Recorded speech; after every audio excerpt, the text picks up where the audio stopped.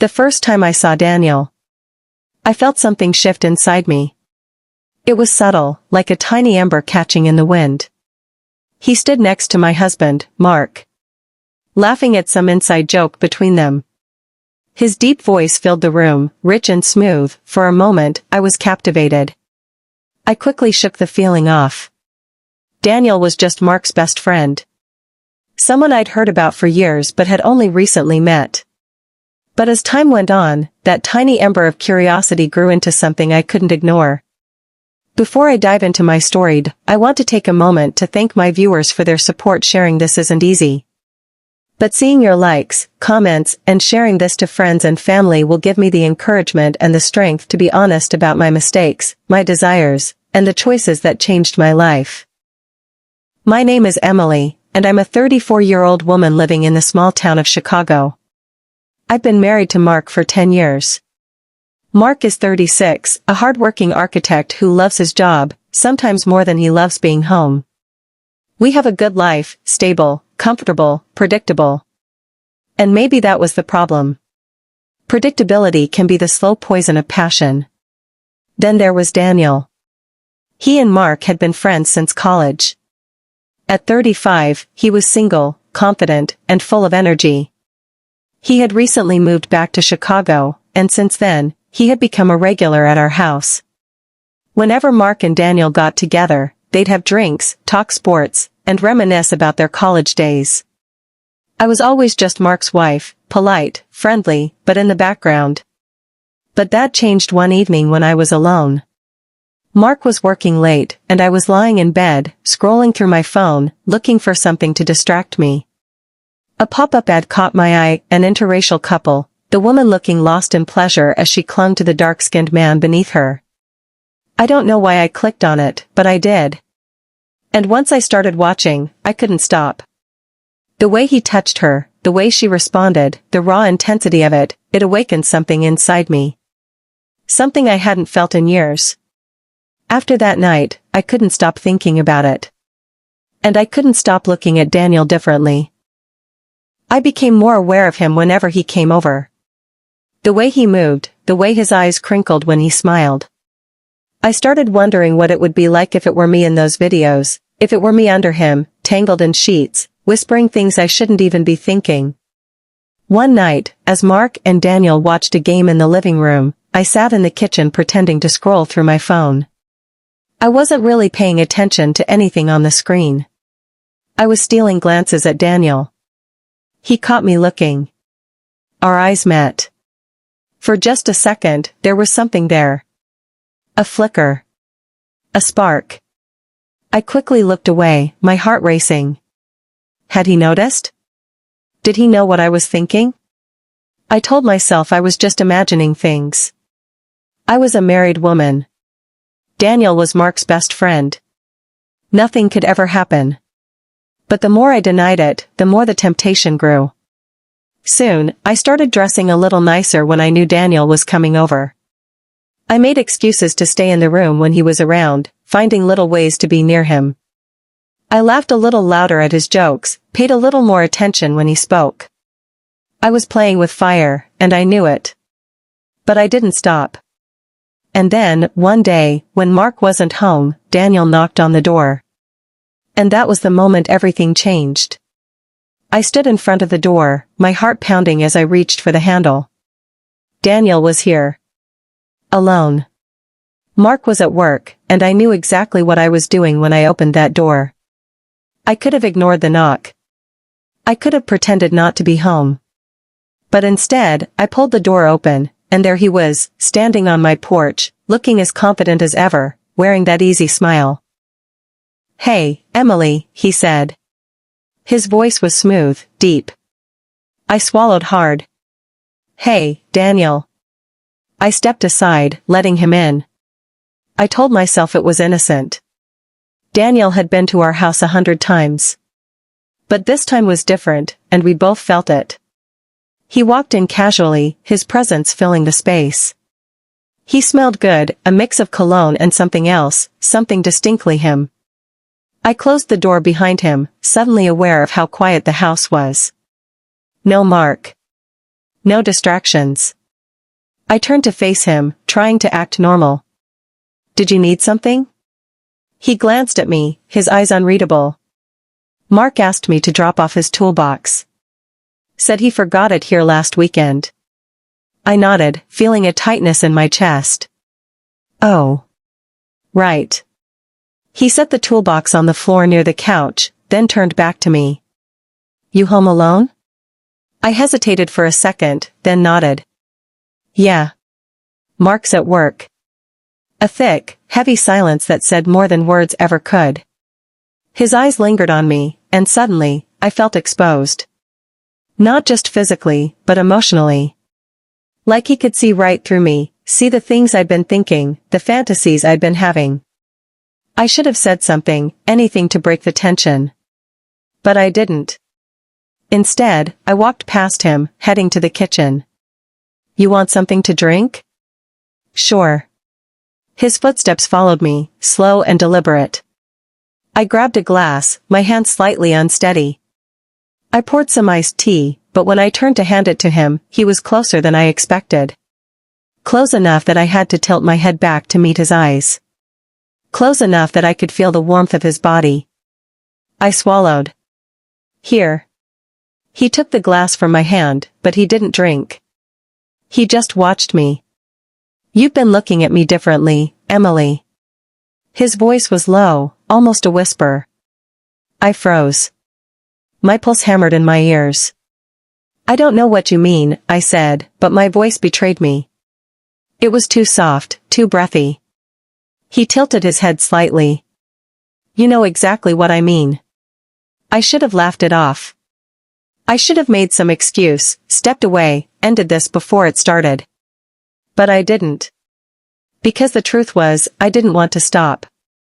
I wanted to know what it would feel like to let go, to stop resisting, to give in to the desire that had been building for weeks. And Daniel knew it.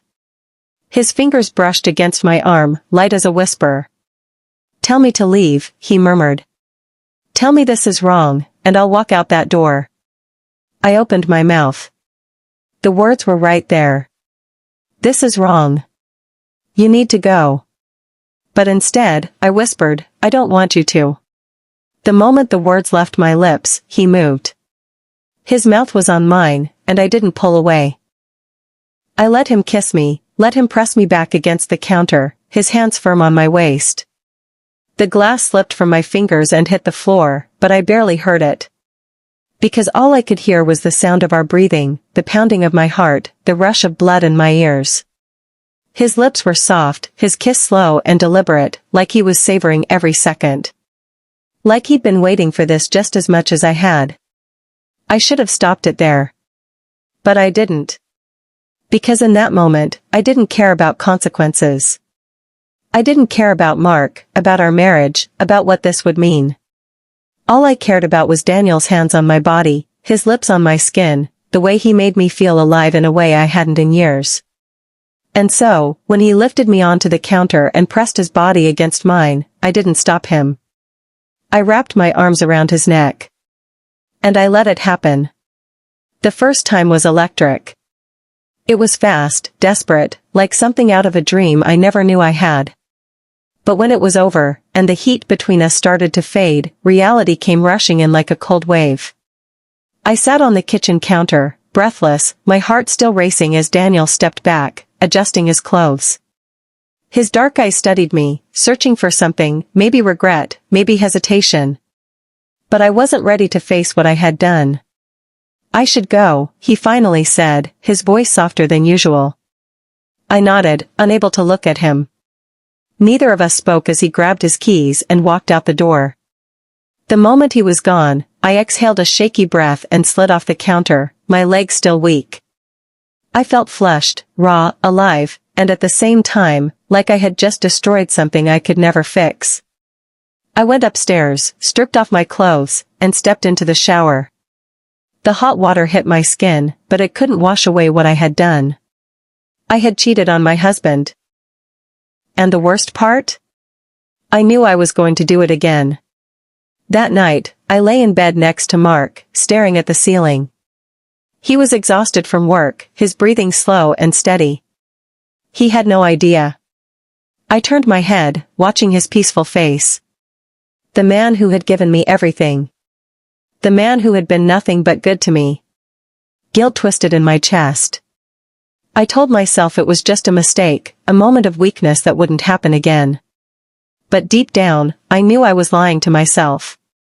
Because when Daniel texted me the next day, just one word, "Hey," I didn't ignore it. I answered. And just like that, our secret affair began.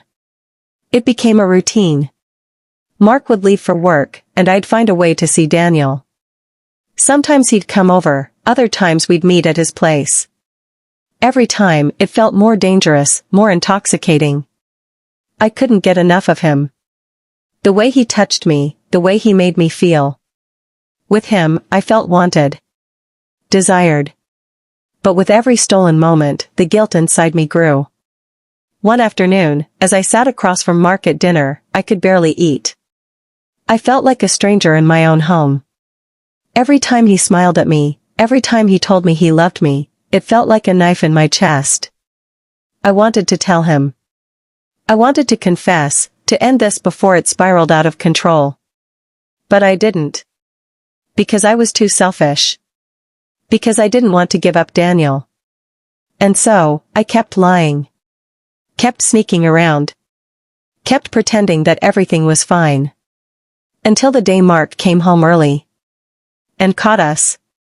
I never heard the front door open. Daniel was on top of me, his body pressed against mine, our breaths tangled in the heat of the moment.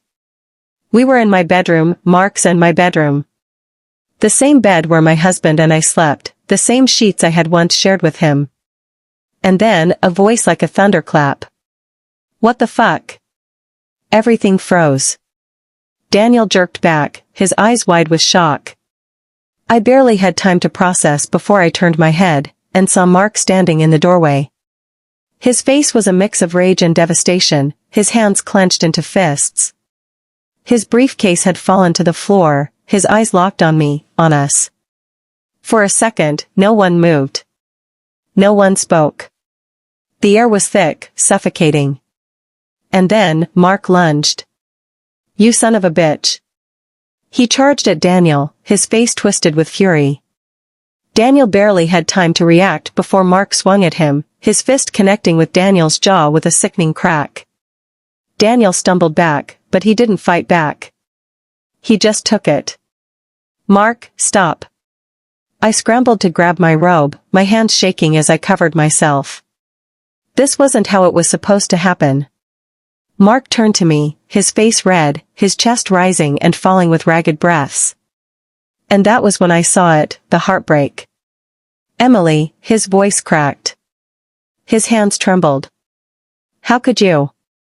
I opened my mouth, but nothing came out. There were no excuses. No justifications. Only betrayal. Daniel wiped his bloody lip and took a step back. Mark, Get the hell out of my house. Mark's voice was low, deadly. Daniel hesitated for a second, then nodded. He grabbed his shirt from the floor, throwing one last glance at me, a glance filled with regret. And then, he left. Leaving me alone with my husband. The silence between us was unbearable. Mark sat on the edge of the bed, his head in his hands.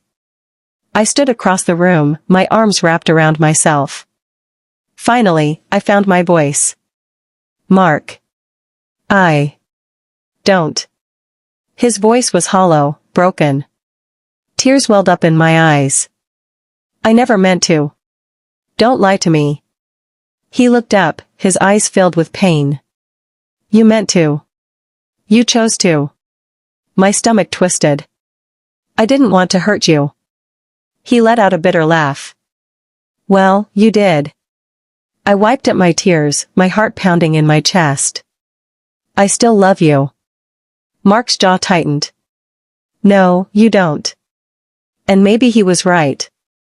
Because if I had, I wouldn't have done this. I wouldn't have thrown everything away. And now, I had to face the consequences. The days after Mark caught us were a blur. He didn't yell. He didn't throw things. He didn't even ask for an explanation. He just shut down. The first night, he didn't come to bed. I heard him downstairs, pacing the living room, opening and closing cabinets like he was looking for something, maybe answers, maybe just an escape. By the second day, he stopped looking at me. By the third, he barely spoke. And by the end of the week, he was gone. I came home one afternoon to find his suitcase missing. The closet half empty. A single note sat on the kitchen counter, written in his sharp, precise handwriting. I need time. Don't call me. And just like that, he was gone. I sat on the couch, staring at the words, my hands trembling. This was real. I had broken my marriage. I had broken Mark. I had broken myself. Tears welled in my eyes, but I didn't let them fall. I didn't deserve to cry. Because the truth was, I had known this would happen.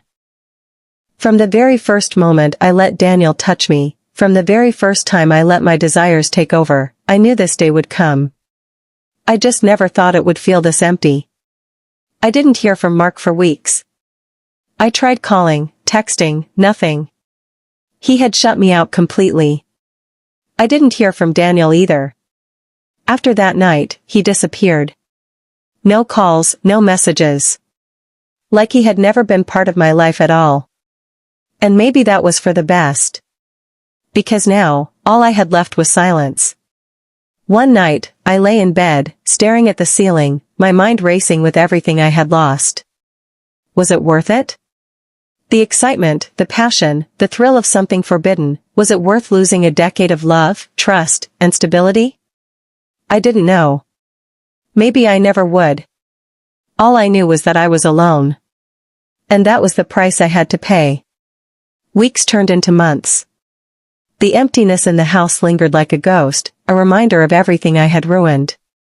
Mark never came back. He never called. Never texted. One day, a thick envelope arrived in the mail. Divorce papers. I stared at them for a long time, my fingers gripping the edges so tightly that they crumpled.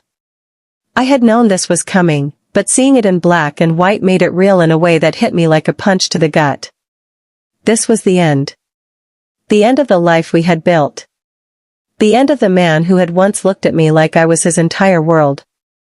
And I had no one to blame but myself. I signed the papers. There was nothing left to fight for. I had betrayed Mark in the worst way possible. And once trust is broken like that, there's no putting it back together. No matter how much I wanted to. Daniel never reached out. I heard through mutual friends that he had moved to another city, started fresh. Maybe he felt guilty. Maybe he just didn't want to face the mess we had created. Either way, he was gone. And I was left to pick up the pieces of my life alone. One evening, I sat on the porch, watching the sun dip below the horizon, my fingers wrapped around a glass of wine. For the first time in months, I let myself think about everything, really think. I had chased something exciting, something forbidden, and in the end, it had cost me everything. Had it been worth it? No. Because the thrill fades. The passion burns out. And when the fire dies, all you're left with is the wreckage. And I had lost everything in the flames. I don't know where Mark is now. I don't know if he ever thinks about me, if he's moved on, if he's found someone new. But I do know one thing.